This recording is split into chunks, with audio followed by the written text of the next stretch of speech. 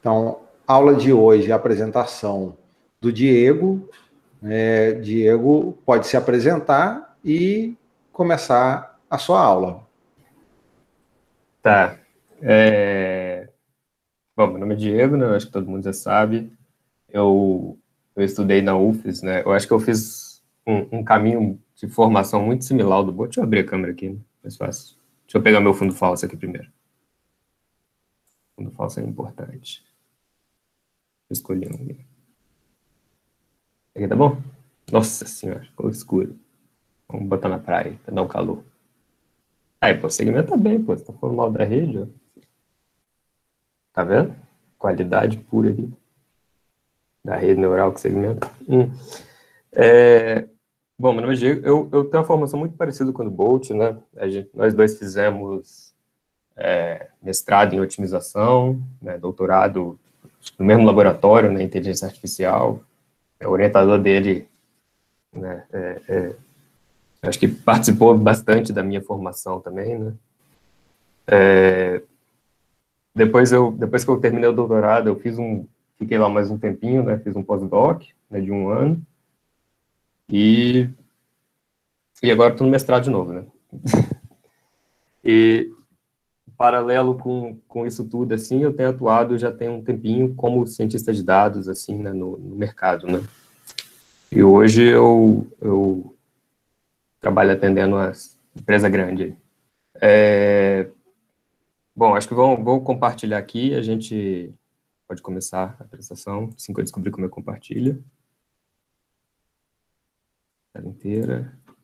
Eu trouxe plateia, tá? Então, quem quiser sair também pode ficar tranquilo. Pelo menos uma pessoa vai ficar aqui, né? Garantindo, né? Que a Bruna, eu não sei se ela tá por aqui, mas não achei ela. A Bruna é cientista de dados da AB InBev, tá? Se vocês acharem que a cerveja tá ficando cara, vocês reclamam com ela. Deixa eu começar a apresentação, então, né? Antes de falar de um modelo, né, assim, em si, né, apesar de ser o foco da disciplina, né, eu acho legal a gente fazer uma discussão, talvez um pouco mais introdutória, né, porque o conteúdo que eu quero apresentar em si não é modelo, né? O modelo que eu quero dizer não é o perceptron, não é uma rede neural específica, não é um algoritmo, né, de aprendizado em si, né? Eu quero primeiro apresentar, né, o que é um problema de aprendizado, né? E aí, assim, o algoritmo que a gente vai ver na apresentação vai ser o perceptron, mas o perceptron é porque eu preciso de algum algoritmo para usar de exemplo, né? O foco não é ensinar o perceptron em si, mas eu acho que como o Bolt já deu uma aula do perceptron, vai acabar sendo uma apresentação complementar, que eu acho que talvez vai trazer alguma clareza, se alguém tem alguma dúvida de como o método funciona, né? Mas o curso foi pensado em si para discutir problema de aprendizado, né?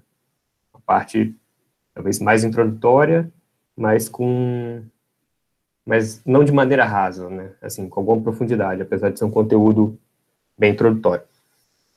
Bom, vamos lá. Acho que para começar, eu não preparei muito material, então eu peguei umas figuras assim, na internet e por aí vai, né? A gente vai assim e tem os slides aqui também que eu já projeto, né? Bom, tá muito pequeno? Vou aumentar aqui, tá melhor.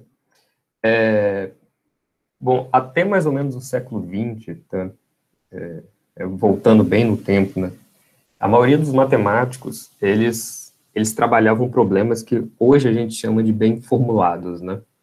Isso, assim, antes disso, era quase que impensável, e eu vou dar alguns exemplos, vai ficar mais concreto, tá? De trabalhar num problema mal formulado, né? E aí, no século XX, começou-se a estudar problemas que não eram bem formulados, né? Problemas que têm uma especificação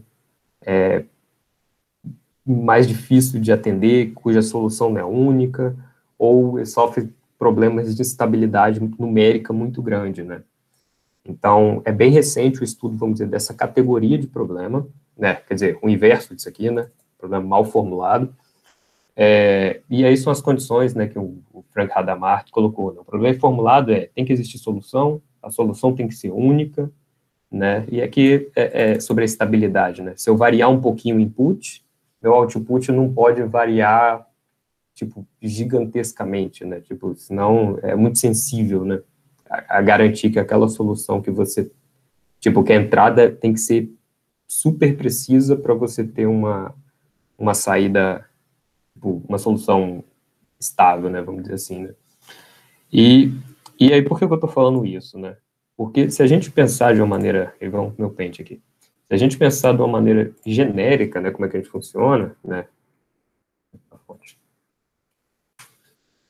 Tipo, falando bem genericamente, né, a gente tem um input, a gente pode ter um programa, um modelo, uma regra, sei lá, né? Qualquer coisa assim. Vamos botar em seis, então. E a gente tem um output, né? Pensando genericamente em qualquer sistema, tá? Isso é verdade também para machine learning, né?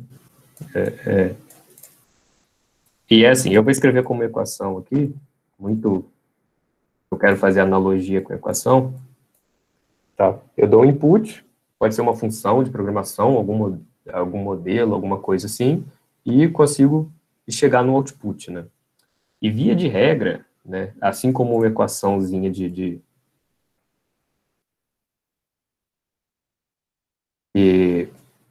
assim como uma equação simples, como está aqui, né, você tem direito a ter uma incógnita, né? Eu posso, por exemplo, falar, olha só, eu tenho essa input, tenho essa função, qual é o output, né? Eu não sei o output, né? O output é a minha incógnita que eu estou querendo descobrir, né? E aí, para fazer um exemplo bem simples, né? Se eu tenho um input, sei lá, que é 2 e 2, a minha função é a função, por exemplo, de soma, né? O output eu consigo descobrir fácil, né? Se minha regra é uma simples soma, né? Só para não dificultar aqui, né? E aí, mesma coisa, né? Eu posso, conhecendo o output, conhecendo a regra, às vezes eu consigo chegar no input, né? No sentido de, por exemplo, quer dizer, nem sempre, né? Esse caso aqui mesmo é um caso, genericamente, esse problema é um problema mal formulado, né? Por exemplo, se eu te falar que o output deu 4 e que eu somei dois números, cara, essa solução aqui não é única, né? Tem vários pares de número cuja soma dá 4, né? Então, nem todos os problemas você consegue, vamos dizer, reverter, né? Tipo, isso aqui, problema nesse sentido a gente chama direto, né? Quando está faltando output, ou quando está faltando o input, ou quando está faltando o modelo em si, né? Eu vou falar, olha, eu estou entrando 2 e 2 como input, a resposta, o target é 4, qual é a regra mágica que existe aqui no meio, né? É soma, é duas vezes o primeiro argumento, que eu vou chamar de x1, mais zero vezes o segundo argumento, né? É o primeiro argumento elevado, quer dizer, primeiro argumento elevado ao segundo argumento, qualquer um desses casos aqui, né, 2 elevado a 2, 2 vezes 2, duas vezes o primeiro, mais zero vezes o segundo, todos esses levariam a resposta 4, né? E quando você não tem ou input ou o modelo, a gente chama esse problema não é um problema direto, tá, como o primeiro caso, é um problema inverso, né? E problemas inversos, né, esse caso aqui, vocês podem identificar que é exatamente o que a gente faz com o machine learning, né? Eu te dou uma série de inputs, uma série de outputs, e né? Tipo assim, em última instância, o que eu quero saber é qual é a regra que mapeia input e output, né? E o que eu estou querendo mostrar é, isso não é trivial, né? Isso não é trivial, mesmo num caso super simples, aqui que eu estou mostrando, né? Existem múltiplas regras que mapeiam exatamente esses inputs àquele output, tá? Eu acho que é um pouquinho dessa discussão, né, e aí sim, problema inverso, né, exatamente o que eu falei, machine learning está aqui na lista, né, os problemas são inversos, tá? E tem uma figurinha do Google, né, que, tá, só um comentário, né, apesar de, né, nem todos os problemas serem reversíveis, né? Por exemplo, nesse caso aqui, é impossível dizer quais dois números são a condição do input, né? Eu não consigo dizer unicamente, né? E apesar, mesmo assim, né, existe umas doideiras dessa, né? Eu não sei se vocês chegaram a conhecem, né, um programinha famoso, assim, em computação, né, que se chama Game of Life, né, o jogo da vida, né? E tem exatamente o mesmo problema, né? Não é um problema reversível, né? Dado que você está num estado agora, existem vários estados anteriores que podem levar a um estado igual àquele, né? E ainda assim, né? Existem pessoas doidas o suficientes, né? Que querem predizer o passo anterior, sendo que é impossível, né? De se unicamente determinar qual que é baseado no estado que você vê de output. Tá? E isso aqui é a figurinha que eu gosto do Google, né? Que basicamente, né, em programação tradicional, né, a gente insere dado, insere um programa, tem o output, isso aqui relaciona, é uma figura famosa, eu acredito que não é desconhecimento de ninguém que está na reunião, né, mas é exatamente como a gente resolve um problema direto, né. Eu pego minha função que eu programei, eu insiro os parâmetros delas, faço a computação e chego numa saída, né. Machine Learning é exatamente diferente, né, a gente quer descobrir esse mapeamento, né? Eu coloco dado de entrada, dado de saída, quero saber o programa que mapeia entrada e saída, né? E aí é nesse contexto que eu acho que a gente pode colocar, né, esse problema de aprendizado, né? E aí ver que não é um problema tão fácil de ser resolvido assim, tá? Mesmo em casos triviais, né? Eu acho que essa primeira discussão, né, vamos dizer, a mensagem que eu quero passar é um problema difícil, não é trivial de ser resolvido, tá? E aí depois a gente... Eu não pretendo dar estudo de aula, não, tá? Pra vocês não ficarem assustados, mas... e aí eu acho que a discussão em seguida, tá, é um problema difícil, mas o que eu posso fazer a respeito disso, tá? Primeiro eu vou mostrar a dificuldade, tá? E o Perceptron, para quem está interessado, vai fazer parte desse problema, tá? Esses slides eles estão disponíveis na internet, eu posso passar, tá? Eu não sei se a câmera vai conseguir mostrar o livro, mas ele é... Bom, o livro é do mesmo nome do slide, né? É o livro do professor Yasser, né, da Caltech. Para mim, é um dos melhores livros teóricos de machine learning que tem. É um pouco denso na matemática, mas quem gostar da parte teórica é um bom livro, tá? Bom, eu vou ir pulando algumas partes que eu não acho relevante para nossa storytelling aqui, tá? Mas é um curso antigo, tá? É um curso que data de 2012, né, esse slide aqui. E na época, né, o Netflix tinha anunciado uma competição, né, de quem conseguisse melhorar 10% em cima do algoritmo de recomendação de filmes deles, né, que eles dariam $1 milhão, né? Eu não sei se mexia com machine learning na época de 2012, mas ficou bem famoso na comunidade, tá? Esse desafio dele. Não é 10 pontos percentuais, é 10% em cima do que eles tinham, né? Se eles tinham, sei lá, 60%, 66% já ganharia, né? 10% de melhor em cima do que eles tinham, né? E, assim, todo problema de machine learning, né, e aí a gente vai discutir um pouquinho isso, né? Existem algumas recomendações, né, para quando se aplicar machine learning, né? É óbvio, né? Deve existir algum padrão, né? Alguma regra que mapeia entrada e saída, né? Nesse caso do filme, né? Por exemplo, se várias pessoas classificam o filme mal, provavelmente outras também vão, né? Deve existir um padrão, né? Ou se eu classifico todo filme, talvez com certo ator, bem, talvez um mesmo filme com o mesmo ator, talvez eu tenha uma chance maior de classificar bem. Existe um padrão, né? Mesmo que ele não seja conhecido, né? Mas deve existir um padrão, né? A segunda boa prática é que eu não consigo escrever uma função para mapear entrada e saída, né? Porque se você sabe a regra, implemente a função, né? Você não precisa de machine learning, né? Ninguém vai tentar multiplicar a matriz dessa forma, né, que eu boto 2 matrizes na entrada, um monte de matriz na saída e tento ensinar a regra de multiplicação de matriz por um algoritmo de machine learning. Né? Acho que ninguém vai fazer isso, né? Até porque é um problema muito difícil de ser resolvido, como a gente vai ver. Então, se você sabe resolver o problema, resolva, né? E o terceiro ponto, que esse é um requisito que não tem como escapar, né? Você tem que ter dado histórico, né? Os outros dois, nenhum algoritmo vai se recusar em rodar, né? Se eu passar um dado completamente ruidoso, ou se existe a fórmula, só que eu estou com preguiça de implementar ou de estudar, né? Os algoritmos não vão se recusar a rodar nesses dois casos, né? Embora você vai ter um resultado, no primeiro, não muito bom, no segundo, subótimo, né? Já que existe uma fórmula para mapear. Mas ter dados é impossível de fugir, né? Bom, isso aqui é importante para nós. Tá, e aí, assim, eu queria começar com uma analogia, né? A gente vai fazer, tipo, uma metáfora aqui de um problema de crédito, né? A gente pode imaginar que é tipicamente algum banco, alguma coisa, alguma instituição financeira, né, esteja interessada, né?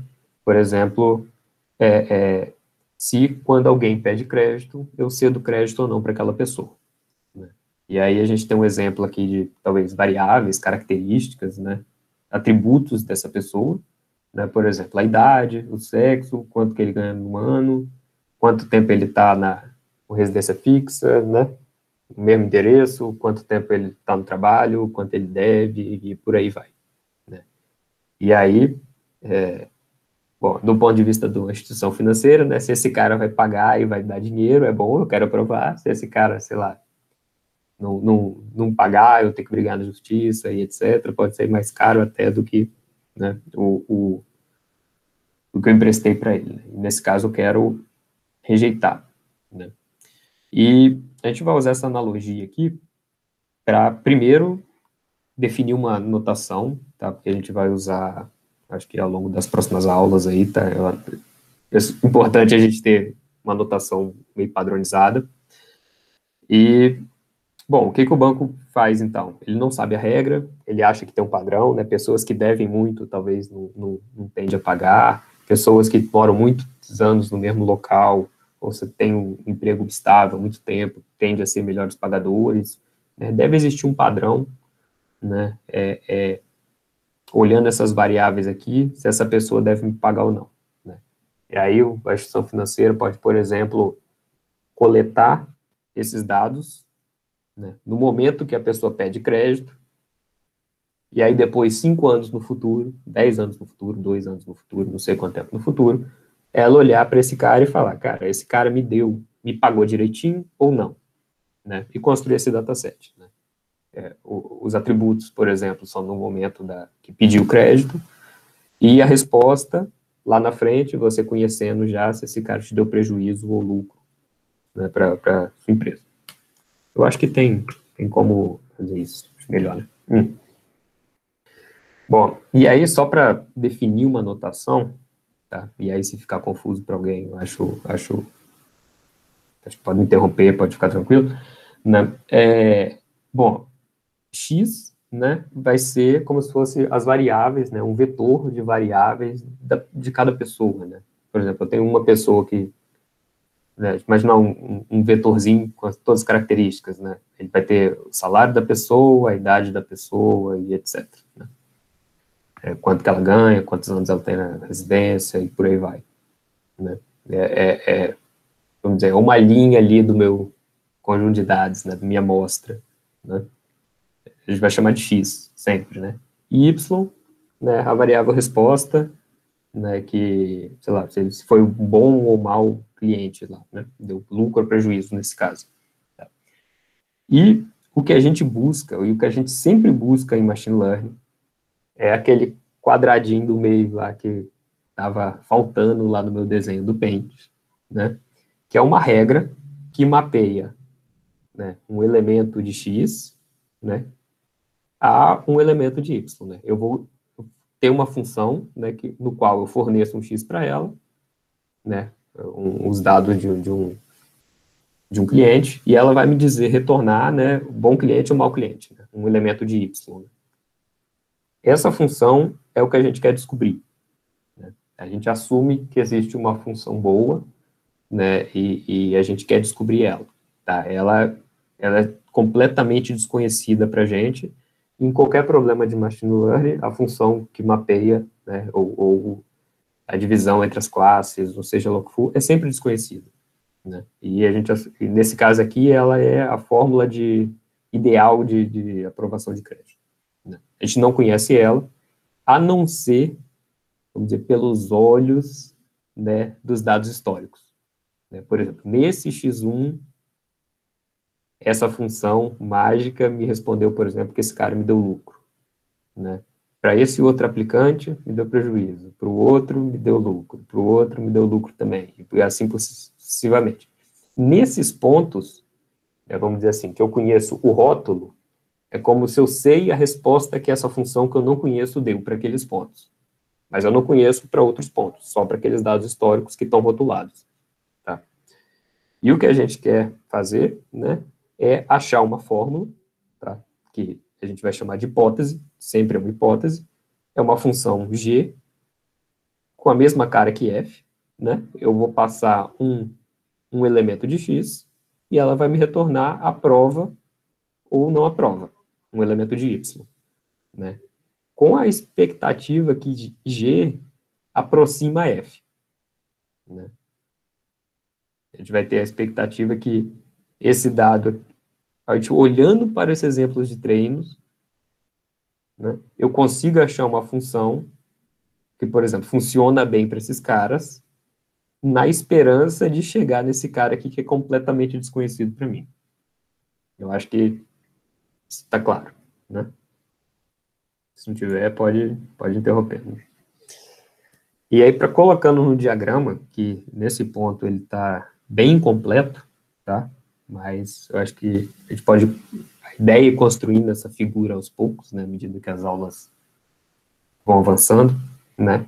E eu não acho que ninguém tem dúvida nisso daqui, é um fluxo muito natural para a gente, que já é da área, né? Por exemplo, eu tenho uma função completamente desconhecida, são os elementos do slide anterior, né, arrumado na forma de um diagrama, né? Eu tenho meus dados de treino, né? Eu conheço a resposta, tem a entrada e a resposta, vamos dizer que F deu para aquele cara, né? Eu conheço o F através, vamos dizer, desses caras aqui, em alguns exemplos, né? E eu tenho um algoritmo de aprendizado que vai tentar, né, a partir desses caras aqui, aproximar uma função na esperança que G aproxima F, né?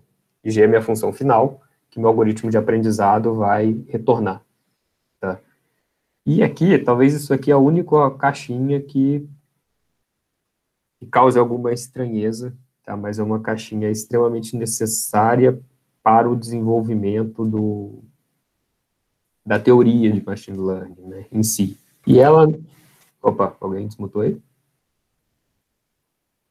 Não, então, tá bom. É um componente extremamente necessário, porque como a gente vai dizer algumas garantias de generalização e tudo mais, etc., a teoria é bastante desenvolvida em cima disso daqui, tá? E qual que é a ideia, tá? Eu acho que nessa altura todo mundo já mais ou menos implementou o perceptron, tá? Mas a ideia é que existe uma infinidade de perceptrons aqui, né? Tipo, se eu pegar um random aqui com os pesos random, ele está aqui, né? O outro com outros pesos random está aqui, né? O que é bom também está aqui dentro, né? Um que é horrível está por aqui também. E a gente tem um algoritmo de aprendizado, por exemplo, que vai vasculhar essa caixa aqui, tentando achar um conjunto de pesos, um conjunto de parâmetros, ou qualquer coisa assim do tipo, que faz um bom serviço aqui nesses caras, e a gente entrega ele como final, né? Eu acho que a explicação mais ou menos fez algum sentido. Eu ouvi alguém desmutou o microfone, alguém ia falar alguma coisa ou não?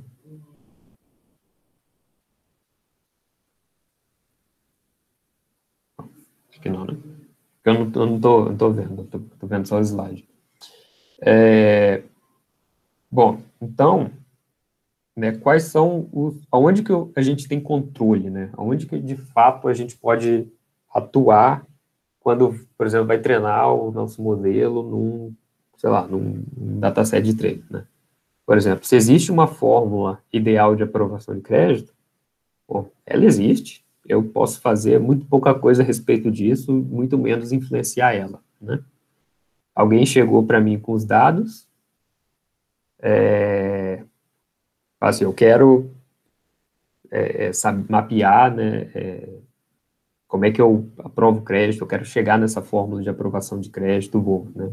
São aqueles dados que aquela pessoa tem, né? Eu não posso gerar mais dados, eu tenho pouca influência sobre aqueles dados também, tá? E essa hipótese final, ela é meio que determinada, né? Porque a partir da escolha que eu fizer aqui, né? Dependendo, se eu, por exemplo, escolher um perceptron, a fórmula final vai ser um perceptron que melhor aproxima F. Se eu escolher outro algoritmo, né? Eu tenho pouco controle nesse cara. Esse cara é o resultado do processo que eu vou entregar no final do dia, dependendo das escolhas que eu fizer aqui, né? E aí existe uma distinção, né? Por exemplo, só para, sei lá, dar alguns exemplos concretos, né? Por exemplo, isso aqui poderia ser perceptron, né? Isso aqui é o algoritmo que organiza os pesos.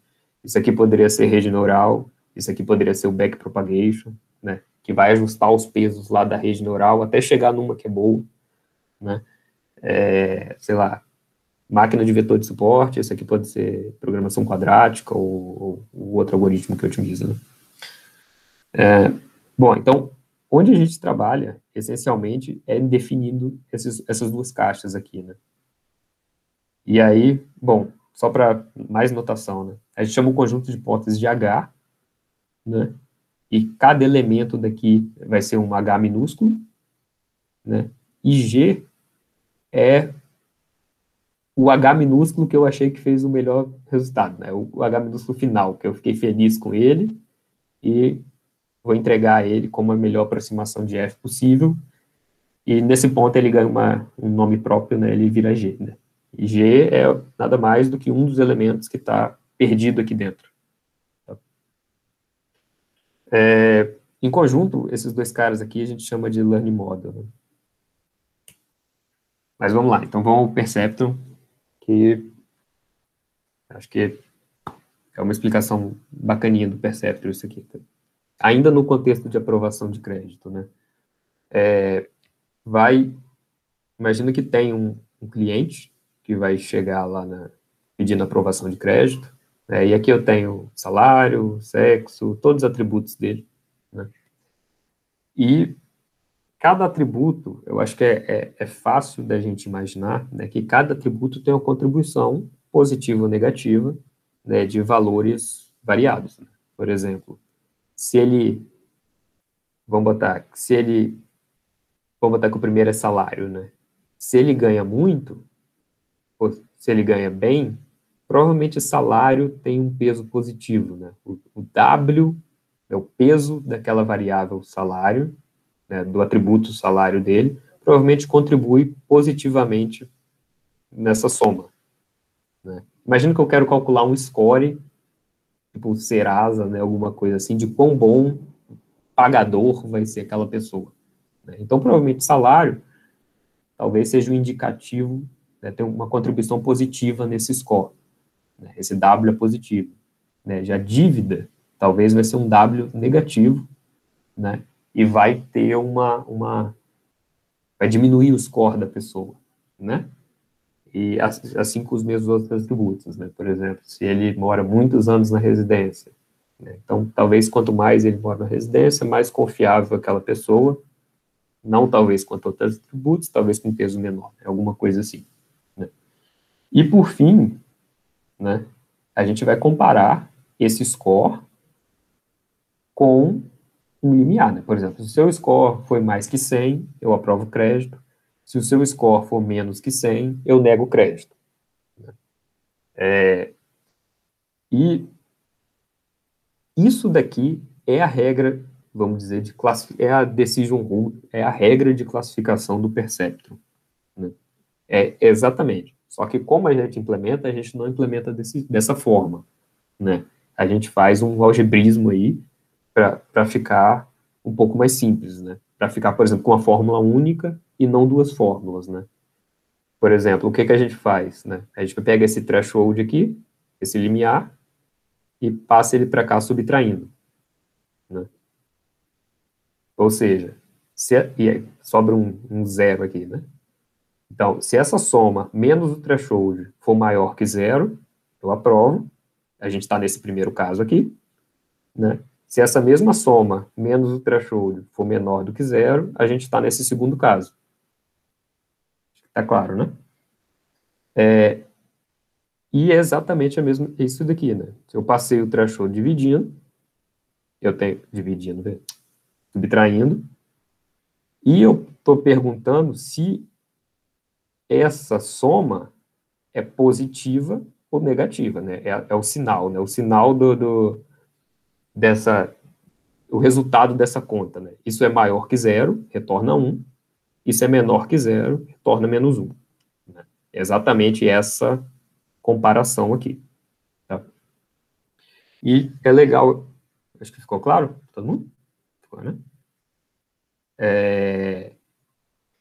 E, assim, isso é um perceptron, tá? Isso é um perceptron. E o que varia de um perceptron para o outro é a sua escolha de W e de threshold. Né? Todos os perceptrons, vamos dizer, têm a mesma fórmula matemática, né? O que diferencia um do outro é o peso que você dá para cada variável e o limiar aqui que você está escolhendo. Né? E aí um pouquinho mais de conta, para ficar mais fácil ainda. Né? Eu posso chamar esse menos threshold de... Aqui está de 1 até D, né? Então, eu quero criar o W começa de 1, vai até D. Né? O vetor de característica começa de 1, vai até D. Eu quero chamar menos o threshold de W0. Né? Não tem perda nenhuma fazer isso. Né? W0 igual menos threshold. Né? Exatamente. E eu vou adicionar um atributo extra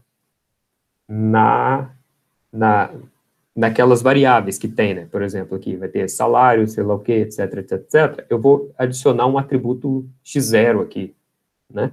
E ele sempre vai ser igual a 1. Pensa que vai ser uma coluna de 1 no meu dataset, né? Ele sempre vai ser igual a 1, né? Para que essa doideira? É meio óbvio, né? Eu quero transformar tudo no somatório só, né? X0 pode vir para dentro do somatório, X0, W0 pode vir para dentro do somatório, né?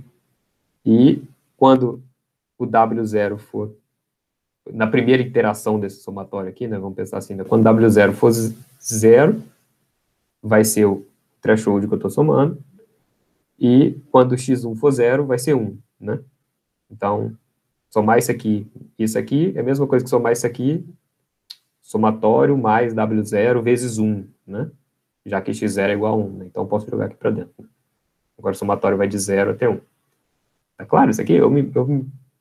Na minha cabeça ficou claro, mas eu falei meio embolado. Sim, ficou tranquilo. Então, ótimo.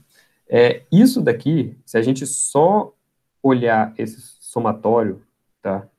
E aí eu vou trocar para o Paint aqui. Tá? Eu só olhar esse somatório aqui, isso daqui é o produto, né, escalar de dois vetores, né? É a fórmula, né? Se eu tenho um vetor, por exemplo, 2 e 3 e quero multiplicar não, né? O produto, né, com um vetor, sei lá, vamos botar 1 e 2, né? Um vetorzinho. Né? Vai ser o quê? Tipo, 1 vezes 2, mais, né? Vai ser tipo, esse vezes esse, mais esse vezes esse, né? Exatamente. Eu vou fazer melhor, peraí. W0, W1, e aqui eu tenho x0, x1, né? Eu vou ter um vetor coluna aqui, vezes um vetor linha, né? O produto interno desses dois vetores vai ser o quê? Vai ser W0, x0, mais W1, x1, né? É exatamente esse somatório aqui é o produto, né? Tipo, o dot ali, né, o produto escalar desses dois vetores, né? E aí, a gente faz essa conta, vamos dizer assim, lá num Py, ou seja lá como é que for, né, usando essa notação vetorial, porque é computacionalmente mais eficiente, né, do que fazer um for, né, por exemplo, em Python, né? Mas é exatamente isso daqui é o somatório, tá? E olhando como vetor, né, com essa visão de vetor, existe uma interpretação geométrica, vamos dizer, fácil de ser, vamos dizer, de entender, né, de fácil entendimento, né? Porque o produto escalar entre dois vetores, vamos pensar, eu não quero nem saber numericamente qual o resultado, eu quero saber se é positivo, zero ou negativo, né? E, pô, aí vão por aulinha de geometria analítica, agora virou aí. Mas não vai ser nada avançado, não, primeiro, né? Por exemplo, se eu tenho dois vetores, né, que eles apontam mais ou menos para a mesma direção, né, isso vai dar positivo, né? O resultado é algo positivo, né? Se eu tenho um vetor perpendicular, tá? Perpendicular a outro, o resultado do produto é zero, né? E se eu tenho dois vetores, se eu fizer o produto escalar deles, que eles apontam mais ou menos para direções opostas, o resultado é negativo, né? Só estou preocupado no sinal, porque é o que interessa no final das contas para a nossa função, tá? Se é positivo, eu estou nesse caso, negativo eu estou nesse caso, e zero eu estou nesse, tá? Então, basicamente, o que eu estou... Pô, deixa eu ver se eu consigo fazer um negócio legal aqui. Ver se eu roubar essa imagem aqui. Aí, né? Qual que é a ideia? Eu vou colocar o vetor aqui, tá? Existe um vetor, W, pensa assim, que ele é perpendicular a esse cara aqui. É esse plano que está desenhado, tá? O W, ele é perpendicular a esse plano. Ou seja, a gente pode ver que eu estou desenhando aqui, tá? Mas a gente tem uma certa liberdade de mover os vetores. Mas você pode ver que todos esses caras aqui faz um ângulo menor que 90 graus, né? Ou seja, vai ser o W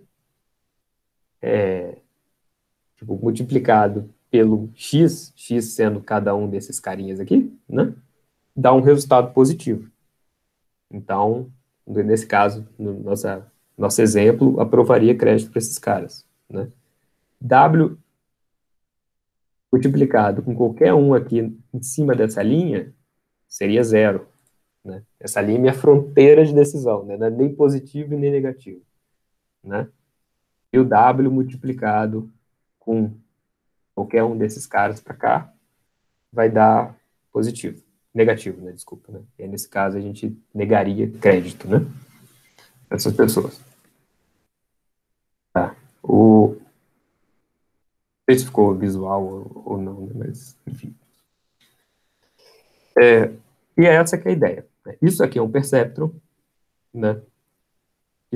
Essa regra aqui, vamos dizer, é um perceptron. Por exemplo, se eu inicializar os meus Ws completamente aleatório, eu escolho, sei lá, W0 para ser ponto 1, W2 para ser 2, W3 para ser, sei lá, 0,4, alguma coisa assim, eu vou ter um perceptron qualquer, tá? É como, no meu exemplo aqui, é como se eu colocasse a mão aqui no meu conjunto de hipóteses, de possíveis perceptrons, e sacasse um ali ao aleatório, tá? Ele vai ter uma performance, sei lá, né? Qualquer aqui, né? E aí, sempre tenta imaginar o W aqui, eu acho que vai ser útil, né? O vetorzinho W ortogonal ao hiperplano aqui do perceptron, né? E assim, eu começo com um random, né? E aí o que eu tenho que fazer? Eu tenho que ter alguma regra para falar, olha, esse conjunto de pesos não tá legal, eu vou dar uma mexidinha neles para ver se melhora, E aí eu testo de novo, né? Para ver se ficou melhor, né? E eu vou fazendo isso até ficar satisfeito com até acabar a minha busca, né?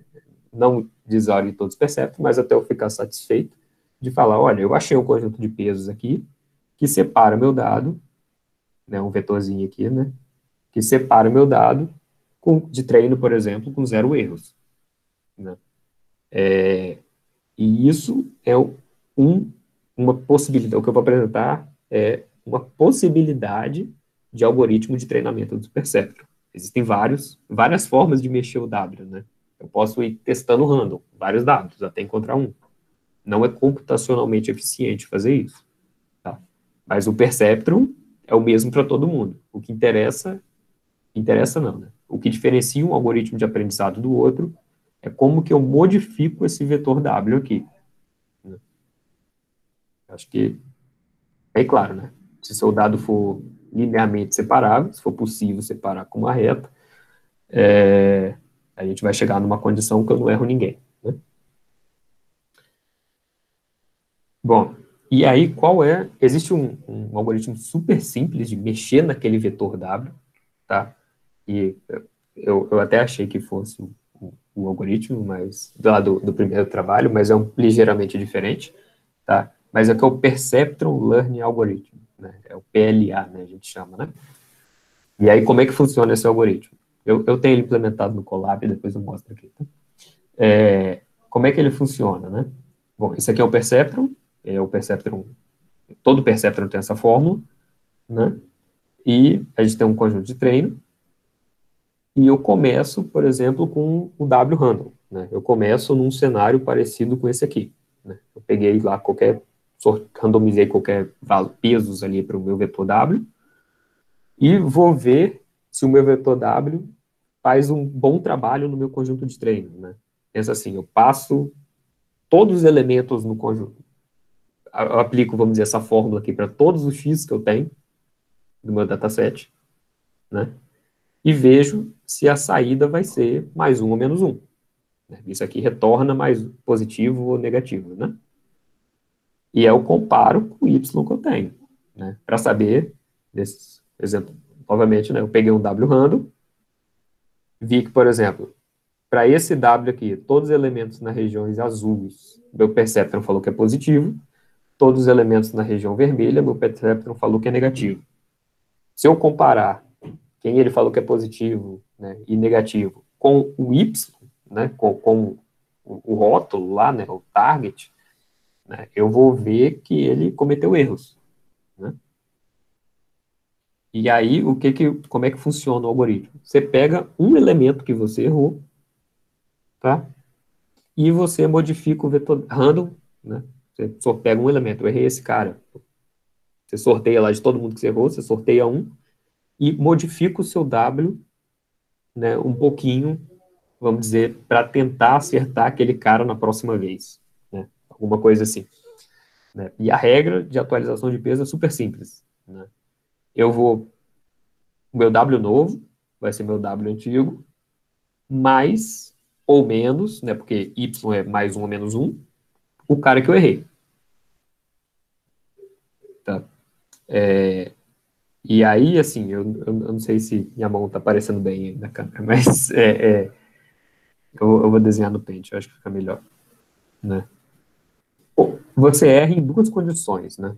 Por exemplo, o Y era mais um e o seu W e o seu X estava apontando, vamos dizer, para a direção opostas, né? A resposta, o rótulo dizia que era mais um e o seu vetor W estava num canto e o X estava em outro. Ou seja, o seu perceptron falou que esse cara era negativo, mas aí, olhando o rótulo a gente sabe que ele não é. E aí, nesse caso, o que a gente vai fazer? A gente vai somar o vetor x, né? Por exemplo, eu vou pegar meu W antigo, vou somar com o vetor x, né, que coloca aquela regrinha lá no período da escola, né? Coloca um vetor, né, o início de um no final do outro, e traça a linha resultante, né? Então, esse daqui vai ser o meu novo W. Esse aqui é o meu W antigo, esse aqui vai ser o novo W, E agora sim a gente pode ver que esse novo W, se eu fizer o produto com esse X, vai dar um resultado positivo. Correto? Porque eles estão apontando mais ou menos na mesma direção agora. Agora vai ser positivo, o que está de acordo com o rótulo lá da minha base de treino. E é a mesma coisa, né? Se caso seja negativo, e eu errei, tá? A gente está partindo do que eu classifiquei errado, a gente está pegando só os do cara que eu errei, né? Então, ou seja, se era para ser -1, e eu falei que era +1, né, para ter errado, o meu perceptor e o X estava mais ou menos na mesma direção, classificou esse cara como -1, e eu tenho que fazer é somar o X, subtrair o X do W que eu tinha, para ter um novo W. Tá? E aí, eu vou tentar tirar um outro print aqui,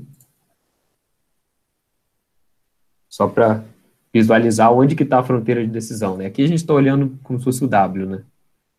Cadê o negocinho? Tá aqui embaixo. Então, a gente pode imaginar o quê? Que o meu W antigo estava aqui, né? Se a gente imaginar que a linha, desculpa, o W estava aqui, né? É esse cara aqui, mas a fronteira de decisão é essa, né? É tipo perpendicular aqui, né? Ou seja, toda essa parte aqui, esse W em vermelho fala que é positivo, e daqui para baixo ele fala que é negativo. Correto? Acho que é correto, né? Beleza. Sim, sim. E aí, quando eu somei, você vê que se eu fizer a nova fronteira de decisão, vou até mudar de cor, né? E a gente vê que está errado, né? Porque, por exemplo, esse X aqui ficou negativo, né? Ele ficou do lado oposto aqui desse cara, né? Dá para ver, né? Se a gente enxergar isso aqui como sendo a fronteira decisória, né? A gente vê que os positivos estão para cá, os negativos estão para baixo dessa linha. Eu classifiquei X como negativo, né? E era para ser positivo, né? Segundo o rótulo aqui, né? E aí eu somei X, gerando uma nova fronteira de decisão aqui.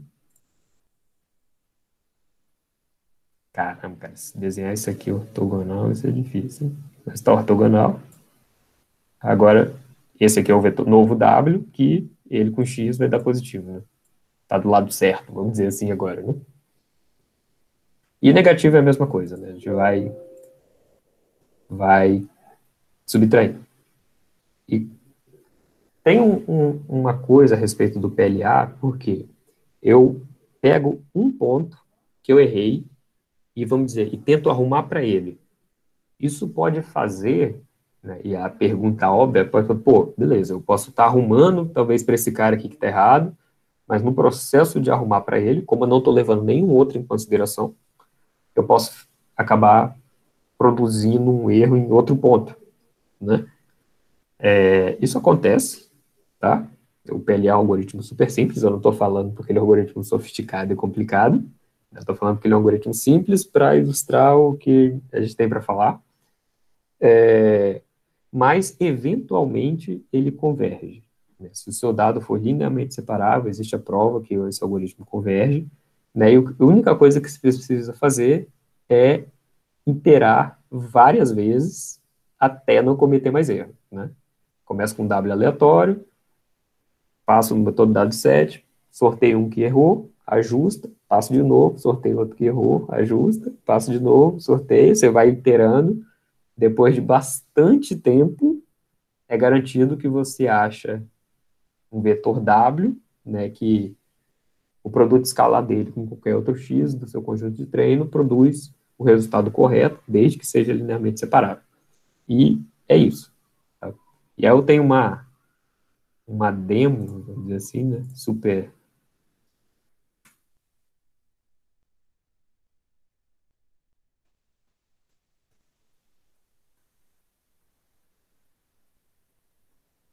Eu não vou rodar porque é ineficiente pra caramba, tá? Mas existe um... Eu fiz um... Ó, tá vendo? De abril de 2020. Eu fiz o exercício do boot. Né? E exatamente com a mesma regra de gerar, né? Tipo, x igual a y e etc, né? Então, isso aqui... Deixa eu passar... ambulância, sei lá. Né, eu gerei, isso aqui é a regra que eu gerei, tá? Essa linha está aqui só para dizer, né? Pontos acima dessa linha são negativos, ponto abaixo é positivo, né? É um rótulo e outro. Eu gerei alguns pontos baseado nisso, né? Baseado nessa regra, né? Esse é o rótulo, tá? E aí, bom, isso aqui eu acredito que todo mundo identifica como bem como perceptron a essa altura, tá? É o sinal do produto escalar de x e w, tá? Se eu passar qualquer x aqui, eu vou ter uma resposta 1 ou menos 1, né? Só tem duas variáveis meu x aqui, né? E aí, existe uma funçãozinha simples aqui, né, do NumPy, que é aplica uma função em todo mundo do linha a linha ou coluna a coluna, né? Aí depende de qual eixo que é. Aqui 1 é linha, né? Então, aplica a função w, que eu passo como parâmetro, linha a linha, no meu x todo e no meu w, né? É basicamente isso aqui. Isso aqui estou predizendo ponto a ponto o meu dataset se o perceptron prediz mais 1 ou menos 1, né? É isso. É só uma função para dar um predict no dataset inteiro de maneira não eficiente. E o algoritmo que vai ajustar os pesos do perceptron e me dar um perceptron final, né? Aqui eu crio, vamos dizer, um x0, né, que sempre vale 1, né? E dou um colo lá no meu dataset, basicamente isso. Agora eu tenho 3 Ws, né, o W0, o W1 e o 2, que estão plotados ali no gráfico, x0, x1, x2, né? E eu inicio um vetorzinho de W de 3 componentes, né, de maneira aleatória, e faço a predição, né? Eu chamo essa função aqui. Faço a predição e ela já retorna os que discorda, né? Que a predição é diferente do Y lá do rótulo, né? Então esses caras são os meus erros. Isso aqui é só para gerar um plot bonitinho, não tem muito significado. Mas enquanto tiver erro, esse aqui é o jeito... Sorteio os caras que eu errei e pego o primeiro, né? É só um random, né, para pegar algum aleatório que teve erro de classificação. E atualizo meu vetorzinho W, segundo a regra lá, faço a predição de novo, tem erro, sorteio, atualizo, predigo e fica nesse loop. E é isso. É simples assim, tá? E aí, se a gente vê o erro ao longo do tempo, né, o primeiro perceptron que eu peguei, ele errou 7 exemplos, de 10 que era meu dataset, né, e com o tempo, e aqui a gente vê aquele comportamento que eu falei, né, eu estava no perceptron, peguei um cara que eu errei, ajustei para ele, eu posso ter, talvez eu acertei ele, mas eu errei outros dois, né, fiz errar outros dois, né, mas eventualmente você chega lá, né, numa configuração completamente sem erro, né, e aqui é o perceptron final, né, o perceptron, não, o vetor W é perpendicular a esse cara, ok? Isso aqui é onde o vetor W, né, vou dizer, o produto de W com outro dá zero, né, que é onde está perpendicular, né, minha fronteira de decisão entre uma classe e outra. Tá? E aí, para ser mais legal, eu gerei o mesmo dataset com 300, né, e aí rodei o PLA, demora mais um pouquinho, né, mas ele chega lá, né, você vê que ele converge, né, e no final, né, a gente tem a fronteira, né, que não é igual, né, o legal é que você não tem a garantia, né, que você vai chegar mesmo lá na fronteira, né, separa todo o conjunto de dados, mas apesar de ser um espacinho pequeno aqui, cabe infinitas retas aqui nesse espacinho, né. E aí eu gerei com 500, só para ver até quanto tempo demorava, e realmente demora até convergir, né, até você achar esse cara aqui, esse burro, até você achar um cara que não comete erro nenhum, né, no seu dataset. Tá? Para vocês que são acostumados mais no mundo de rede neural, né, e aí vocês estão acostumados com aquele desenho, aquele grafo, aquela coisa, eu não sei se vocês enxergam o Perceptron dessa forma, né? Mas provavelmente enxerga, né? Mas é como se fosse uma rede neural com um neurônio, né? Isso é o perceptron, né? Caramba, não tem um preto aqui. Hum. É uma rede neural com apenas um neurônio, né? Por exemplo, eu vou colocar meu x1 aqui, meu x2 aqui, meu x3 aqui, né? E eu tenho um peso que vai multiplicar cada um cara aqui, né? Aqui eu vou fazer o quê? Eu vou somar todo mundo e depois eu vou passar por uma função sinal, né? Que nada mais é do que aquela função como se fosse escada, né? Daqui para cá retorna, sei lá, -1, daqui para cá retorna mais 1, né? Em cima aqui de um cara, né? Normalmente em rede neural, a gente dá um nome especial para esse cara que eu chamei de x0, né? Que é o bias, que ele passa um aqui, que esse é o equivalente àquela coluna, né, de um lá, né, que a gente coloca no dataset. Eu acho que essa é a explicação boa, assim, do visualizar, né, o que é o perceptron, né? É um neurônio, né? Você coloca com uma função de escada, né? Bom, acabou a demo. Se alguém quiser fazer alguma pergunta sobre perceptron, senão... Ah, não. Sacanagem. Ficou claro? Todo mundo? Ficou, né? E tipo de... Pode falar, pode falar.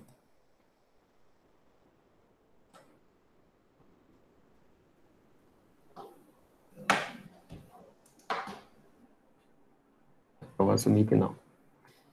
E eu vou passar tipo de aprendizado, eu acho que todo mundo é mais do que familiar desses três tipos, eu acho que também não vem falar, né, que existe aprendizado supervisionado, não supervisionado, por reforço, explicar a diferença entre eles, eu acho que já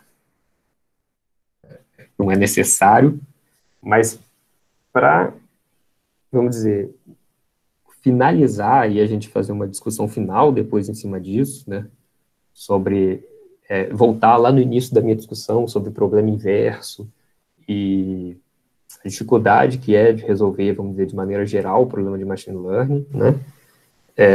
Eu gostaria de primeiro passar, né, um desafiozinho super simples, né? E aí eu gostaria de dar participação. E aí depois a gente faz uma discussão em cima dele e finaliza. Eu libero todo mundo para a janta, né? Mas imagina que você tem um conjunto de dados. Isso aqui é um conjunto de dados de treino, tá? Contém 6 exemplos, tá? E aí você pode imaginar que cada exemplo é composto por 9 variáveis categóricas, né, 0, 1, né, ou 9 dígitos binários, né, seja cada exemplo, né, cada x, vamos dizer assim, né, e aqui está disposto numa matrizinha 3x3 para ficar mais fácil de visualizar, né. Então, por exemplo, eu tenho esse primeiro exemplo, o y dele é -1, eu tenho o segundo exemplo, o y dele também é -1, eu tenho o terceiro exemplo, o y dele também é -1. Tudo certo? E aí eu tenho esses outros 3 exemplos aqui de baixo, o y deles é +1. Tá? Eu tenho um conjunto de dados com 6 exemplos, 3 tem o rótulo -1, 3 tem o rótulo +1. Tá? Gostaria, por favor, que vocês olhassem bem, aprendessem com esse conjunto de dados em 30 segundos enquanto eu tomo água e me dissesse o que que você acha que esse cara é? Esse carinha aqui, é o cara de teste, né, que não estava no conjunto de treino. Ele é +1 ou -1? Vamos colocar aí o resultado no chat. É, deixa eu vigiar aqui. Não, vou deixar aqui. Quando puder, eu falo. Não vão na minha, não, gente. Peça vocês aí.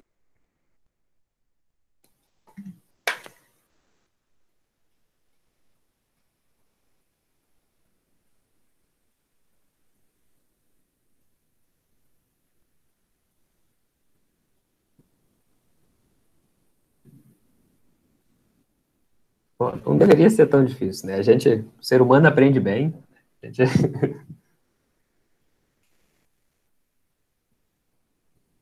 Já mandaram? Todo Só mundo já eu vou terminou mandar. todo mundo já terminou de ajustar os pesos aí, os dados. Pô, tem que ter pelo menos umas 2, 3 respostas aí. Pode chutar. É, tem que, tem Não faz mal que, chutar. tem que, Não pode ficar em cima do muro. Não pode ficar em tem cima que ter do muro. resposta divergente aí também para fazer o time, né? Aí depois vai dividir mais uma vez, a divisão binária aí, ó.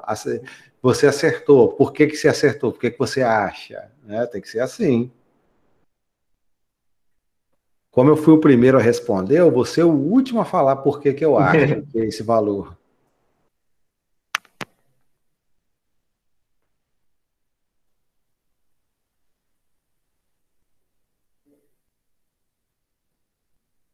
Vamos seguir, senão acho que o pessoal está inibido.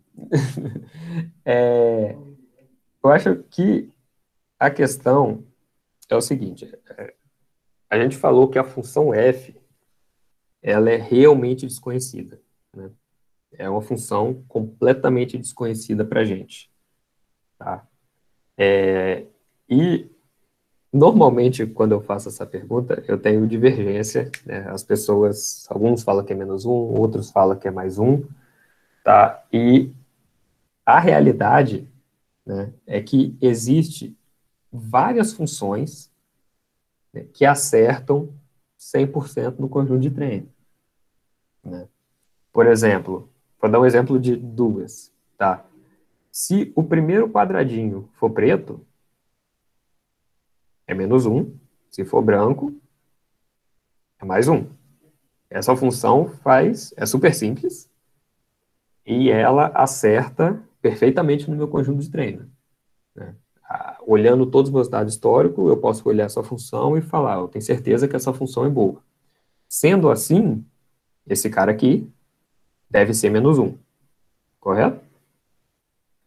Só que existe outras funções que acertam também 100% no conjunto de treino, que diz ao contrário, tá? Por exemplo, vamos apelar um pouco aqui, né? Esses padrões aqui primeiros não são simétricos. Esses daqui, existe algum tipo de simetria nele, né? Eu posso espelhar ou rotacionar em algum ângulo e eles ficam igual, né? Começar. Eles têm mais simetrias, né? Então, por exemplo, se não for simétrico, menos um, se for simétrico, mais um. Então, aí nesse caso, como isso aqui é simétrico, seria mais um nessa função. E na anterior, dizia exatamente o oposto. Então, ou seja, eu tenho duas funções que acertam perfeitamente o meu dado de treino e elas predizem resultado diferente para esse cara aqui, tá? Como no mundo eu vou conseguir distinguir, tá? Só olhando o meu conjunto de treino, né? Quais desses... Não existe treino e teste ainda não, tá? Isso vai ser inventado aí, tá? Mas como eu vou distinguir no meu conjunto de treino qual das duas funções é correta? Tá? Essa tarefa é literalmente impossível. E isso não é um truque, vamos dizer, que eu montei, ou quem fez o slide na realidade, né? Montou, tipo, sei lá, de maneira perversa para enganar aluno. Tipo, isso é fundamental do problema de aprendizado, né? E aí, eu vou criar dois, dois exemplos, né? Um de regressão, que fica mais fácil de desenhar, tá? E aqui eu tenho o y, o resultado da regressão, que é contínuo. Aqui eu tenho uma variável só x, para ficar fácil de desenhar, né? E aí imagina, por exemplo, que eu tenho uma função que no x igual a 1, 2, o 3 eu quero saber, e 4. Né?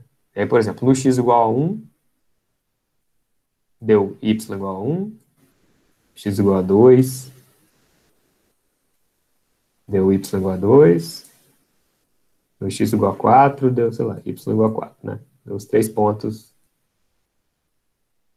mais ou menos aqui. E aí a pergunta que eu fiz é equivalente a isso, né? Tipo, aonde que você prediz que está o 3? Né? Em qual Y aqui que você acha que o 3 está? Né? E a resposta é que é impossível, novamente. Né? Por exemplo, se F é completamente desconhecido, né? A gente falou isso. Então, se F for por acaso essa reta, né? O Y seria aqui. Ajusta perfeitamente o meu dado e o Y seria aqui. Caso F, não, vermelho eu já usei, né? Não, cinza. Caso F seja essa reta aqui, essa reta não, né? Essa função, vai predizer aqui, né? E aí só mais uma, só para não poluir completamente tudo, né? Mas, pô, fiz igual. Sei lá, né? Seria aqui, né? F é completamente desconhecido para mim, né? Você me deu 3, 10, 300 pontos, existe literalmente infinitas funções que passam perfeitamente em todos os pontos que você me entregou para treinar, que prediz resultado diferente para o teste, né? Então, ou seja, afirmar, né, que eu sei qual que F é, isso é impossível. Né? Eu posso te dar 1.000, 10.000, 1 milhão, 300 milhões de pontos, você nunca vai saber se a função que você tem é F. Isso é uma tarefa impossível. Né? E aí é um problema meio contraditório, porque eu não estou interessado em acertar os caras de treino. Eu estou interessado em acertar os caras dos novos, né?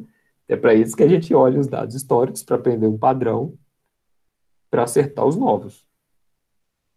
Tá? E meu argumento, ele não tem nada de trick ou querendo, tipo, induzir uma linha de raciocínio errada, tá? Não é nenhum caso particular isso, mas isso é uma tarefa impossível, tá? Isso é uma tarefa literalmente impossível, né? Se eu não fechei minha demo aqui deixa eu ver se eu consigo copiar essa imagem aqui, né? Em classificação também, né? Imagina, deixa eu escolher uma cor, sei lá, preto é bom. Por exemplo, se eu quiser saber o rótulo desse cara aqui, ó, tem um cara aqui, eu não sei se ele é vermelho ou azul, eu quero saber o rótulo dele, né? Eu quero saber. Esse ponto é desconhecido, ele não estava presente no meu treino, eu não sei o rótulo, eu treinei com esses pontos aí, né? Achei uma função que separa perfeitamente eles, e essa função é F, não sei, F é desconhecido. F pode ser reto até aqui, por exemplo, e pode vir aqui bem. Deixa eu ver se eu consigo dar uns controles aqui. Tá? F pode ser isso aqui, né? Se F quiser, né? Pô, tá difícil de desenhar, mas pô, vocês entenderam, né? Tipo, pode ter uma reentrância aqui e esse cara ser uma classe positiva. F não pode ter essa fronteira se quiser?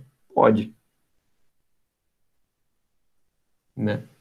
Então, assim, como F é completamente desconhecido, eu tenho, eu consigo aprender com todos os meus dados históricos, mas eu nunca vou ter certeza, isso é totalmente impossível, independente do modelo que seja, né? A gente não tá, eu falei do Perceptron porque eu precisava usar algum modelo como exemplo, tá?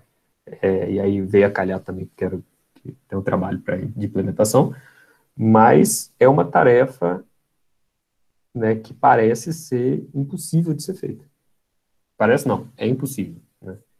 E aí, assim, eu me estendi porque só seria um conjunto de slide, né? E aí, bom, existe, né, uma discussão, né, tipo assim, tem uma função, né, desconhecida, é impossível, tá? E aí? E agora? né? O que que a gente pode fazer? A gente fala assim, ah, não dá, acabou, tchau, né? Não, né? Existe, e aí seria a discussão, vamos dizer, se alguém tiver animado, né? Para responder essa questão. É Eu possível acho que aprender em cima a de gente, dados. a gente pode deixar isso aí Não, mas é a como próxima. Não, as cenas dos próximos capítulos, é isso aí mas mesmo. a gente já pode dar um adianto, né? No próximo capítulo você verá discussões filosóficas na palha de Ockham. Se você tem várias soluções para o mesmo problema, use a mais simples. Aí você, pá, regressão linear, porque eu não sei como é que faz essa curva mesmo, então vai alinear. Então, o que a gente fez aqui no Perceptron, né? A gente assumiu algo, né? Eu falei, olha, a fronteira de decisão entre as duas classes é uma reta. E eu estou achando a melhor reta, né? Mas a gente não sabe se F de fato é reta. Eu acho que essa é que é a discussão. E acho que finalizou aí. E aí aí entra a estatística na jogada, entra algumas coisas para garantir, né, vamos dizer, o que a gente pode se afirmar, o quão seguro a gente está, baseado, né, em quantos exemplos a gente treinou, quais são a nossa margem de confiança que o nosso modelo vai generalizar bem ou não, né, e aí entra um pouquinho de estatística para responder essa questão, né. Ela é impossível de se afirmar com certeza, mas é totalmente possível de se ter, de apostar dinheiro, de ter confiança, né. Eu não posso dizer com certeza, mas eu tenho bastante confiança que não deve estar longe disso, não. E aí entra estatística. Acho que acabou. Então, pessoal, antes assim de eu abrir para pergunta aí, Diego, obrigado aí, excelente apresentação, né? Eu queria só aqui ressaltar, realçar os pontos, né, mais que ficaram mais diferentes da forma que eu apresentei. Vocês viram aí que dá para ver o mesmo conteúdo de formas bem diferentes, né? Só aqui para destacar alguns pontos, eu não coloquei em momento algum nas minhas apresentações um significado para as características, né? E o Diego já colocou ali por que tem o peso, por que o peso negativo ele pode influenciar se a resposta vai ser positiva ou negativa, como que esse peso influencia relacionado com as características. Eu sequer dei significados para as características no meu vídeo. Além disso, eu só falei assim, o bias sai aqui da origem, né? Deixei... A explicação do Diego ficou muito interessante porque associou esse bias com threshold. Isso foi bem legal também, eu gostei. A parte da representação geométrica dessa multiplicação de vetores é uma coisa muito relevante e importante, ficou de fora nas apresentações que eu fiz. E também colocou o PLA, né, o Perceptron original. O que eu coloquei nos meus vídeos não é o Perceptron original, por alguns motivos. Questão de desempenho, por ocupar menos espaço e usar a notação vetorial. Isso, quando eu usei a notação vetorial, eu não selecionei erro a erro, né? Eu coloquei tudo junto, tive que colocar lá uma taxa de aprendizado para fazer o update do peso simultaneamente. Então, algum tipo de simplificação que eu coloquei para reduzir o tamanho do algoritmo, reduzir também o tempo que ele gasta para isso, e foi bem legal ver o Diego mostrando de uma forma bem didática, sem precisar de rodar tudo. Eu gostei bastante. Muito obrigado aí, Diego. E agora eu queria abrir para perguntas aí. Quem tiver alguma dúvida, perguntar primeiro sobre a apresentação do Diego e depois sobre o andamento da disciplina, a tarefa para entregar e etc. Vou até fechar aqui a minha câmera para vocês perguntarem para o Diego.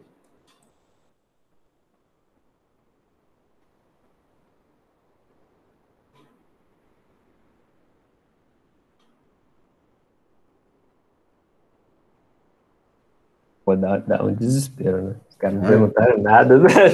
Ou entenderam tudo ou não entenderam nada. Vocês conseguiram notar essas diferenças, pelo menos esses 4 pontos que eu destaquei aqui, da diferença da didática das apresentações? Eu percebi, Francisco, o Bolt. Achei interessante a apresentação do Diego. Inclusive, deu para visualizar algumas coisas, principalmente naquele desenho que ele fez do vetor e tal, que você explicar. A sua explicação foi legal, mas a dele deu para, sabe aquele estado de visualizar? Isso que é importante, explicar a mesma coisa de vários ângulos diferentes, porque o que não fica claro no primeiro, na segunda forma que explica, pode ficar bem mais interessante. Aí, apesar de você ter falado lá na apresentação, naqueles vídeos lá, acho que no primeiro, aqui deu para enxergar melhor. Achei bem, com certeza válido, bem interessante.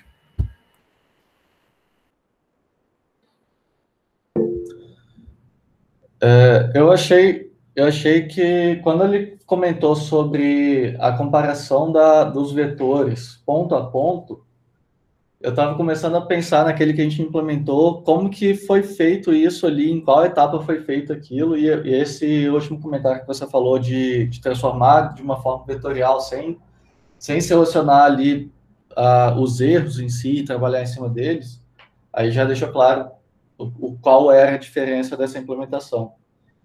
Acho que essa forma de visualização também eu gostei, deu para complementar bem a explicação e deu para visualizar melhor ali aquela fórmula matemática na prática, né? O que ela estava sendo, como que ela estava sendo aplicada. Quando a parte matemática ali, quando a gente vê aquelas notações, a gente entende, mas sempre fica aquela pontinha de dúvida do que realmente está acontecendo ali no processo. E vendo isso na apresentação, vendo isso desenhado, fica bem mais claro. O Diego colocou a forma com que os autores do Perceptron pensaram na época, né? Eles pensaram desse jeito. A forma como eu apresentei já é alguma coisa que surgiu, comparado com a época do Perceptron, recente. Não é alguma coisa que eles já tinham essa noção de custo da função de erro, né? O custo do aprendizado. Não, eles não tinham essa noção na época, né? Eles estavam mais preocupados com a característica, se aquela característica favorecia ou não para identificar um certo padrão, e os padrões eram bem parecidos com aqueles quadradinhos que o Diego colocou ali no final. E só assim para acrescentar, o Perceptron realmente você pode considerar que é uma rede neural de um neurônio só, mas os autores chamavam o vetor de entrada, a parte de entrada, chamava de camada de entrada, e essa camada não tinha processamento. Resumindo, ele colocava os dados, né? É meio forçar a barra, chamar a camada de entrada de uma camada de neurônios, só para dizer que era a rede, mas era um neurônio só, porque não pode fazer uma rede de uma coisa só. Eu acho que em relação ao seu trabalho, eu não implementei ainda, né? Eu tô atrasado nisso, mas eu acho assim, né, eu usei ali no PLA uma classificação binária, né? Por exemplo, assim, o erro não importa por quanto eu errei, né? Tá do lado errado, se tá muito perto da fronteira ou muito longe da fronteira, é um erro, né? Aconteceu o erro. Essa instância você errou, não importa por quanto você errou, né? E nem você vai ajustar. Quer dizer, você acaba ajustando proporcional ao erro, porque você pega um exemplo que você errou para corrigir, né? Mas não tem, por exemplo, learning rate, por exemplo. Ou o learning rate é 1, né? Mas aí a importância é isso mesmo, o learning rate é 1 nesse caso, só que é muito importante a aleatoriedade dos exemplos, porque ele entra em loop infinito se não tiver aleatoriedade nos exemplos. Ele pode entrar em loop infinito, não é garantida a convergência do PLA para uma base, mesmo que ela seja linearmente separável, se você não colocar aleatoriedade na hora da correção. E eu já fiz exemplos para verificar isso aí, que ele ficava tentando consertar para sempre e nunca convergia. Você tem que pegar aleatório um elemento que está errado. Exatamente.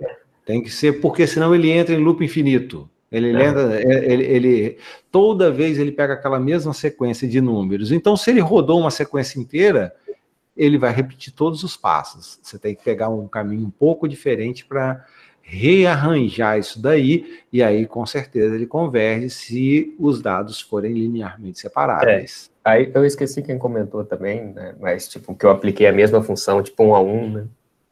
Lá, né? E aí estava até comparando com o seu trabalho. Eu acho que no seu trabalho, se eu não me engano, o predict, ele é feito todo numa etapa só, né? Eu pego a matriz X e multiplico ela, né? Eu usei tudo vetorial para ficar mais curto. Assim, a primeira coisa que eu pensei em usar vetorial foi menos código na tela, para caber numa tela inteira.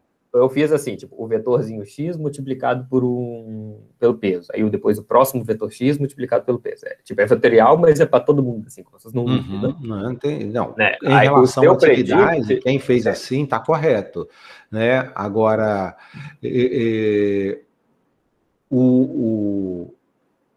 eu acho legal implementar 1 a 1, vocês implementarem 1 a 1, para conseguir entender perfeitamente o que está acontecendo. Eu coloquei vetorial para economizar tempo, espaço e o tempo, não só o tempo de rodar o algoritmo, não, o tempo também de vídeo, para ter um vídeo ser mais rápido. Pode falar, Rodolfo. Esse assunto aí também é interessante, até uma coisa que eu percebi durante a execução dos algoritmos, é que boa parte, mesmo com a mesma base, eu fiz uma série de execuções e em alguns cenários eu tive o range loss, por exemplo, até pior do que o espera de erro. Esse até é um comentário que eu percebi lá durante as execuções, mas a minha dúvida, na verdade, era com relação à parte que vocês falam de identificar que o problema é linearmente separável. Uhum. Tem alguma técnica, alguma coisa alguma análise que a gente pode fazer para poder identificar isso? Bom, o que eu e Diego fizemos, a gente fez uma base linearmente separável, a gente sabia a função antes de gerar a base. Uhum. Mas, teoricamente, a gente nunca sabe qual é a função. Então, a gente não sabe, mesmo que a base seja linearmente separável, a gente não pode garantir que a função é uma função linear. A gente simplesmente assume que a função é linear por questão de simplificação. Assim, pensa no PLA, né? Eu acho que pensa no algoritmo que eu apresentei. Se a base não for linearmente separável, você sempre, pelo menos, vai cometer um erro e você vai rodar para sempre. Aquele negócio é um while true, não acaba nunca. Acho que consegue... Aquele algoritmo ali roda para sempre, se ela não for linearmente separável.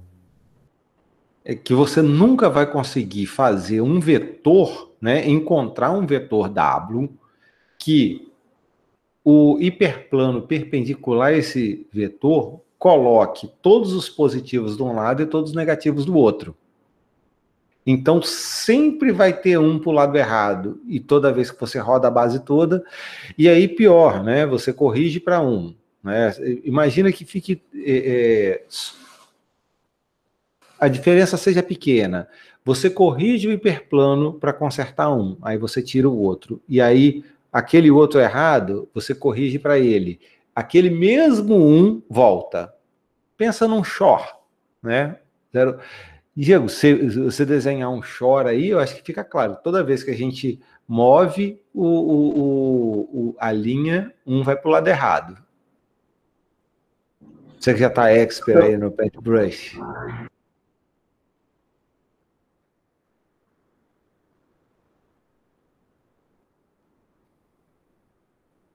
Olha lá, ó.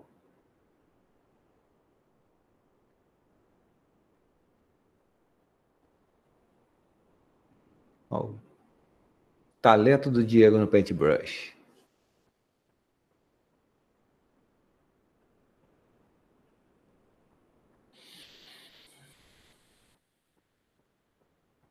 Você está falando, Diego? Tava falando pra caramba. Falei, não vou nem desenhar o show, né? Eu vou desenhar um exemplo um pouquinho mais malvado, assim. Né? Por exemplo, tenta achar uma reta que não comete erro aqui, né? Que deixa os vermelhos de um lado e o azul dos outros, né? Não existe essa reta, né? Então, se eu ficar iterando, pego um que eu errei, corrija, aí eu vou errar outros, aí pego outro que eu errei, corrija. Você vai rodar para sempre. Não existe reta que deixa, tipo, todos os exemplos que o y é menos um, com o rótulo menos um do lado e mais um do outro. Né? O algoritmo nunca termina a execução dele, porque sempre pelo menos um erro você vai cometer, né? Não sei se ficou mais visual. Não, ficou claro e, pelo jeito aí, nem um problema não linear também não atenderia, né? Porque não linear tem. Tem vários, horas. Tem infinitos. Mais ou menos. Tem infinitos aí que você faz.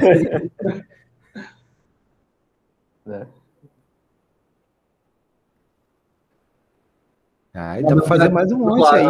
A exposição. O negócio é que se não for, o algoritmo executa para sempre, né? O Perceptor executa para sempre.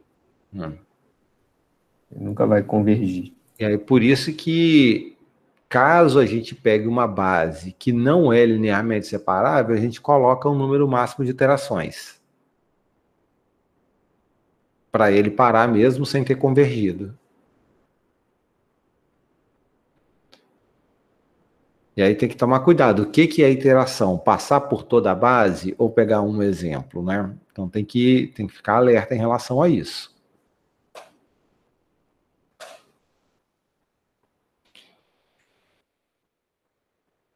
Mais dúvida, pessoal?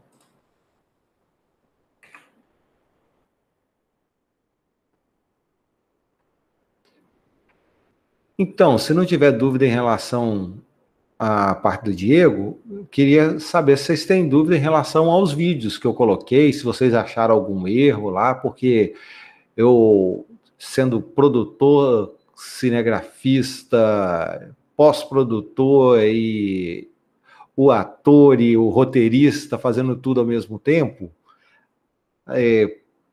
várias vezes eu já fui ver o vídeo depois, falei coisa errada. Estava pensando uma coisa, falei outra. Talvez eu tenha visto o vídeo e nem reparei que estava errado. Se alguém vê, por favor, me avise. Que aí eu vou colocar um comentário embaixo. Ó, errei tal parte. Não vou fazer o vídeo novamente. Bolt, Pode falar. Eu fiquei com uma dúvida aqui, talvez você já tenha falado, mas eu não fiz essa associação. Aquela função de ativação que existe dentro do Perceptor, ela serve para fazer a comparação do sinal, para ver qual que é o sinal e qual é o próximo passo? É isso? A função de ativação do Perceptor, ela é uma função sinal. Né? Então, ela converte o valor que foi encontrado pela multiplicação do vetor peso com o vetor de características em um sinal, positivo ou negativo. É isso que ele faz ali, aquela função. Só que a gente pode usar outras funções de ativação. Pode, por exemplo, utilizar a função que chama sigmoide, que ela vai dar um valor entre 0 e 1. E muitas vezes esse valor é associado como uma probabilidade. E probabilidade de quê? Probabilidade daquela instância ser positiva. Então, se o valor é 0,65, esse sigmoide é interpretado como a probabilidade de 0,65 daquela instância C1. Basicamente é isso. Aí, se o valor encontrado depois de passar pela sigmoide for 0,13, 0,14, vai ser a chance de 0,14 dele ser 1.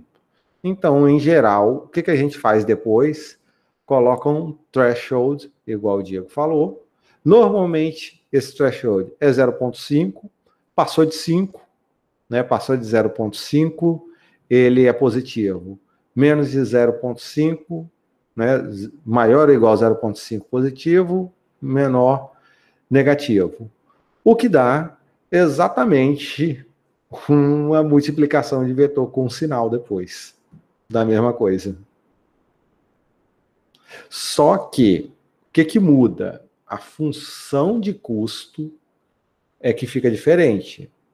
Então, a regra para atualizar os pesos é diferente também. Consequentemente, mesmo que na mesma base todos tenham já, mesmo que tenha a mesma base e inicie com o mesmo vetor aleatório, o resultado, o vetor final resultante pode ser diferente, porque alterou a função de custo e a atualização deles.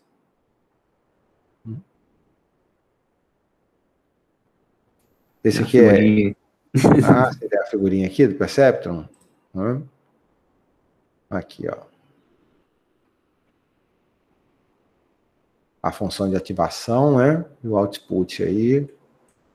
É só o bias que tá... Só o bias, né? Você não tá compartilhando, não.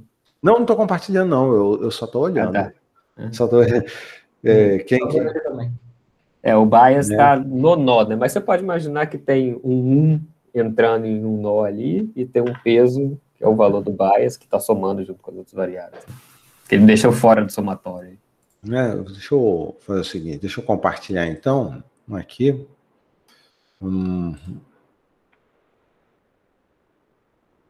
Vou compartilhar essa guia aqui do Perceptron. Aqui, ó.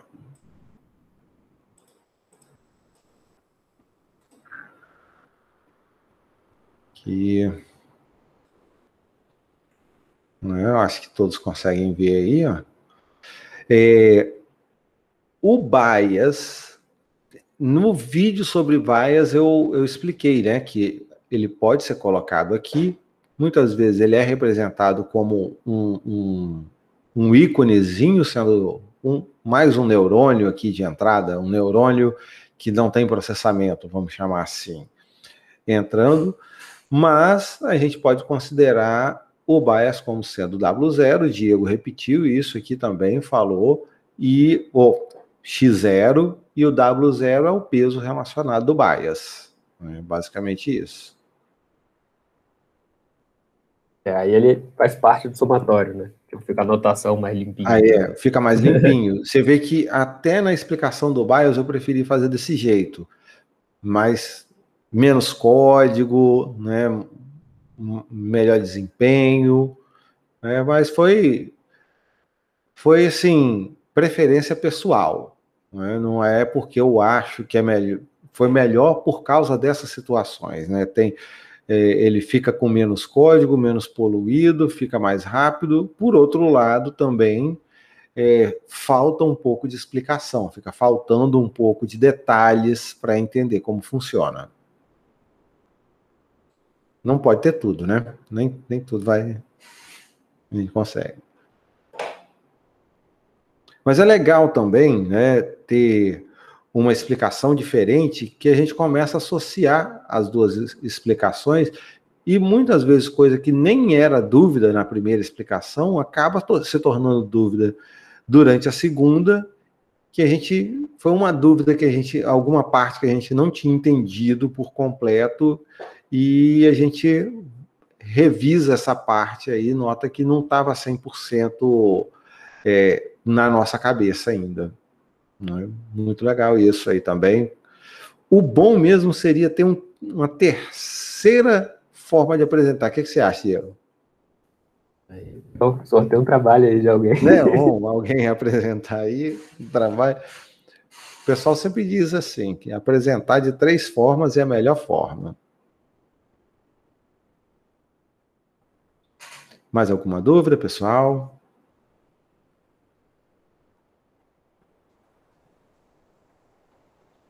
Aluno subornável, né, cara? É só falar que vale 1 ponto. Aham.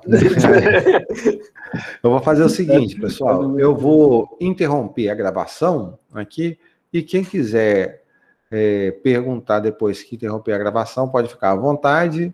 E eu vou colocar essa gravação no YouTube. Diego, se você permitir, eu vou listar esse daqui. Normalmente eu estou colocando os vídeos como não listados, mas eu estava pensando em colocar esse como listado lá e colocar tanto na minha lista de na playlist de Machine Learning, quanto de redes neurais. O que você acha? Pô, eu acho que eu posso gravar um melhorzinho. Não, a gente coloca esse daí, depois a gente grava outro e não substitui, não. Pode tá ser, bom? Pode ser. Quando gravar outro, vai ser só mais outro. Não substitui também, não. Deixa lá acumulando. Tá bom. Ok, vou interromper a gravação. Aí quem quiser tirar mais dúvidas sem gravar, pode ficar à vontade.